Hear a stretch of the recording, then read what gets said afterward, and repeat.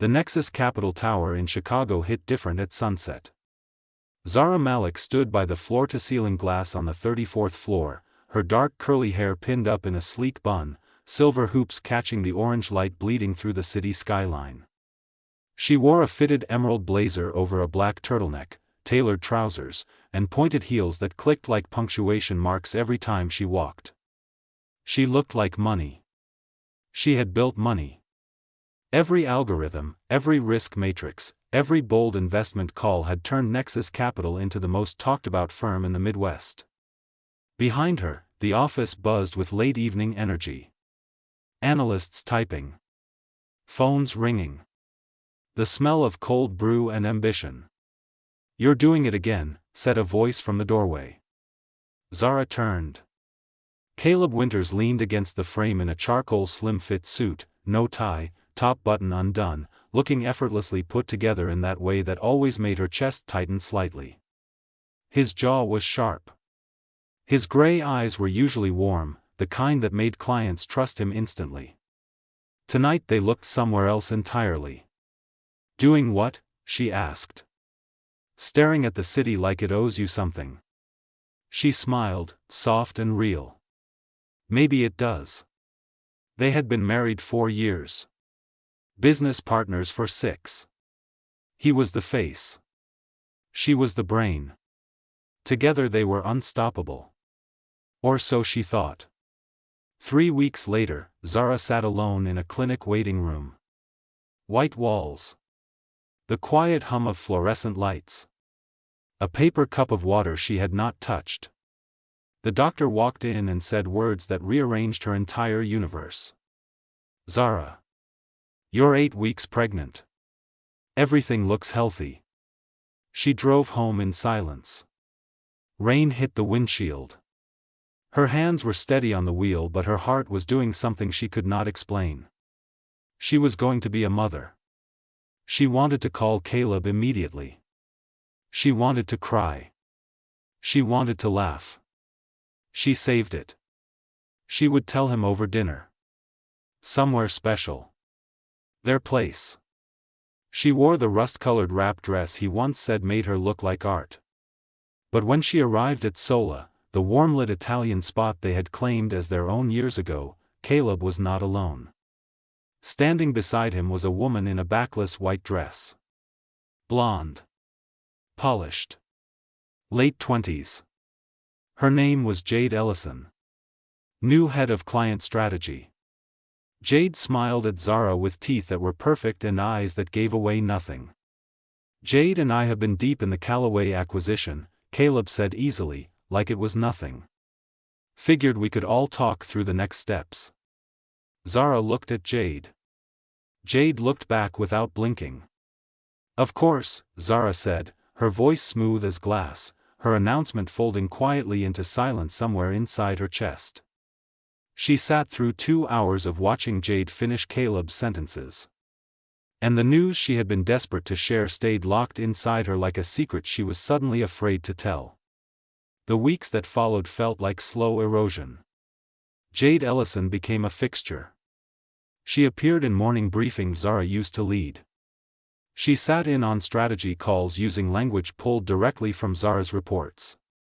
Her name started appearing in client emails where Zara's used to be. Zara wore her navy power suit to those meetings. Structured shoulders, gold lapel pin, hair down and pressed straight. She showed up sharp and prepared, the way she always had. But the room shifted when Jade walked in. Caleb shifted. One Tuesday afternoon, Zara pulled Caleb into his office and closed the door. "The Callaway pitch deck," she said, keeping her voice level. "The behavioral finance section. The risk-reward model. That was my framework. Word for word." Caleb barely looked up from his laptop. "Ideas evolve, Zara. That is not an idea evolving. That is my work with her name on it." He leaned back and looked at her then, and something in his expression was unfamiliar. Flat. A little impatient. "You're spiraling," he said. "Jade is good at her job. Really good. You used to appreciate talent. I used to appreciate honesty. You're being insecure. His voice dropped colder. And honestly? It is not a good look. The words landed somewhere tender. Zara did not flinch. She nodded once, picked up her folder, and walked out. But in the elevator, alone, she pressed her palm flat against her stomach. 8 weeks had become 11. She still had not told him. Something in her gut, deeper than instinct, told her the timing was not right. That night she sat at her kitchen island in an oversized gray hoodie and sweats, her blazer draped over the stool beside her, a glass of water in her hand instead of wine. She pulled up her own financial models on her laptop and started building something new. Quietly. Separately. Just for herself. She did not know yet that this was the beginning of everything. The board meeting was on a Thursday morning in October. The conference room smelled like fresh coffee and something Zara could only describe as tension wearing a suit. She walked in wearing a crisp white button-down tucked into high-waisted black trousers, her curls finally loose around her shoulders, gold rings on 3 fingers. She had a presentation prepared. Quarterly projections. Her numbers were strong. Caleb sat at the head of the table. Jade was directly to his left. Zara set up her laptop and smiled at the board members. People she had known for years. People she had impressed for years. Then Caleb spoke. Before we begin, there's a structural update I want the board to be aware of. He did not look at Zara. Given the company's growth trajectory, we're streamlining the executive team. Zara will be transitioning out of her chief strategy officer role effective the end of the quarter. The room went quiet. Zara heard her own heartbeat. Jade Ellison will be stepping into an expanded leadership position to drive our next phase. One of the board members, Gerald Voss, cleared his throat. Zara, is this a mutual decision? She felt every set of eyes in the room. She felt the weight of 4 years of marriage and 6 years of building something from nothing. She felt the baby, small and real and hers, completely unaware of the moment happening around it. No, she said. Her voice did not shake. It is not. Caleb finally looked at her. His jaw was tight. We can discuss this privately. You just did this publicly. She closed her laptop. I think we're done discussing. She walked out with her bag over her shoulder and her head straight. She did not cry until she was inside her car in the parking garage, music off, the concrete walls dull gray around her. Then she pressed her forehead to the steering wheel and let herself fall apart for exactly 4 minutes. Then she sat up, wiped her face, and opened her phone. She called the one person she knew would answer. Marcus, she said when he picked up. I need to build something. And I need you to help me do it quietly. Marcus Reed, her college roommate's brother, one of the sharpest venture strategists she knew, said only this, tell me when and where. 6 months passed. Zara moved differently now. She lived in a clean, minimal apartment on the west side, hardwood floors and big windows and a second-hand couch she genuinely loved.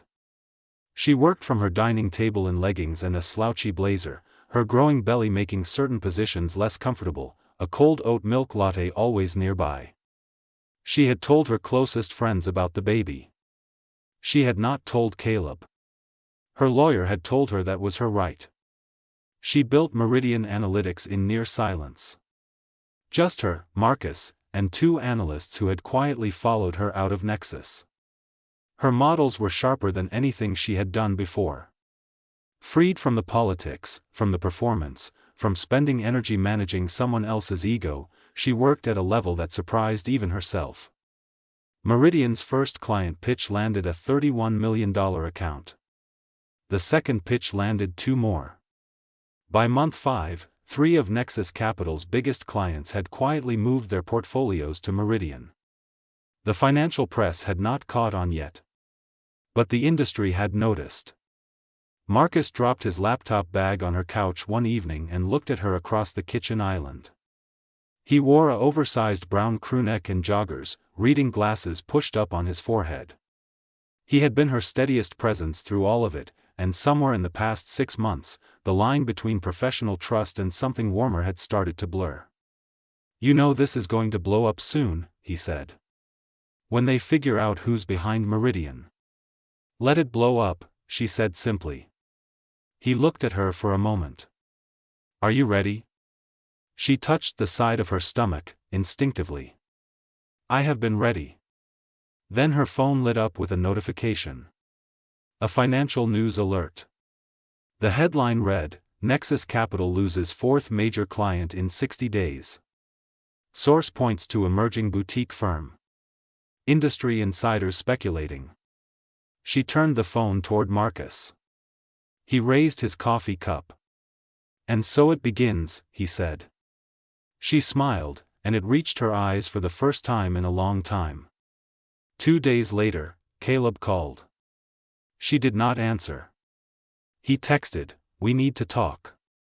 It's about the firm." She read it once. Then she put the phone face down and went back to work. But Marcus watched her face when that message came through. He saw something flicker across it. Not love. Not longing. Something unfinished. "Zara," he said quietly. "Whatever you're carrying, you don't have to carry it alone." She looked up at him. Really looked. And for the first time in months, her walls came down, just slightly. "I'm pregnant," she said. "And he still doesn't know." The silence between them was heavy and careful and full of something neither of them was ready to name yet. The Meridian Analytics launch event was held on a Wednesday evening in a glass-walled venue downtown. Chicago glittered outside every window. Zara wore a deep burgundy midi dress, fitted through the shoulders, flowing at the hem, her baby bump no longer something she hid. Her curls were out, full and free, gold earrings long and delicate. She looked powerful in the way that comes after surviving something. Not polished for someone else's approval. Polished for herself. Marcus stood near the entrance in a tailored black suit, open collar, looking at her from across the room with quiet steadiness. He had been there for the late nights. The doubt. The hard calls. The morning she had texted him at 3 a.m. saying she was scared and he had called back immediately without making it weird. Something between them had grown slowly, carefully, the way real things do. Then Caleb walked in. He had not been invited. The security team let him through before anyone realized. He looked different. Less polished. Tie loosened, shadows under his eyes. He scanned the room and found her immediately. She did not move. She let him come to her. He stopped a few feet away. His eyes dropped to her stomach. His expression broke open briefly, something raw crossing his face before he controlled it. "Zara." "Caleb. You're pregnant." His voice was low. "I am. Why didn't you tell me?" She tilted her head slightly. "You fired me out of our company in front of a boardroom while I was carrying your child. I think you know why." He exhaled. "I made a mistake. You made a series of them. Jade and I are done. The firm is bleeding. 3 board members have resigned." His jaw worked. "I did not see what I was doing until it was already done." "I know. Is that why you built this? To get back at me?" She looked at him clearly. Calmly. "I built this because you made me invisible and I needed to remind myself what I was. That is all this ever was." He looked at her for a long moment. Something in his expression asked a question he did not say out loud. She answered it anyway. "We are not that anymore, Caleb. That chapter is closed." He nodded once, slowly. His eyes moved to Marcus across the room. Marcus was watching, not with possessiveness, just presence. The kind that said I am here without making it a statement. Caleb looked back at her. The baby. Can I be part of that? She was quiet for a moment. Then, if you show up as a father. Not as a partner. Not as a co-founder. A father. That conversation we can have. He nodded again and stepped back. After he left, Marcus walked to her side. He did not ask what was said. He handed her a glass of sparkling water and stood close enough that she could feel the warmth of him. You good? He asked. Yeah, she said, and meant it. She looked out at the room full of people who believed in what she had built. Investors, analysts, clients, and a few friends who had watched her fall apart in private and show up polished in public. Her company. Her name on the wall. Her future inside her, literally. She pressed her hand to her stomach once, quietly. Then she raised her glass. Let's get to work, she said. Marcus smiled. And for the first time in longer than she could remember, the city outside the glass did not feel like something she had to prove herself to. It felt like something she had already won. The end.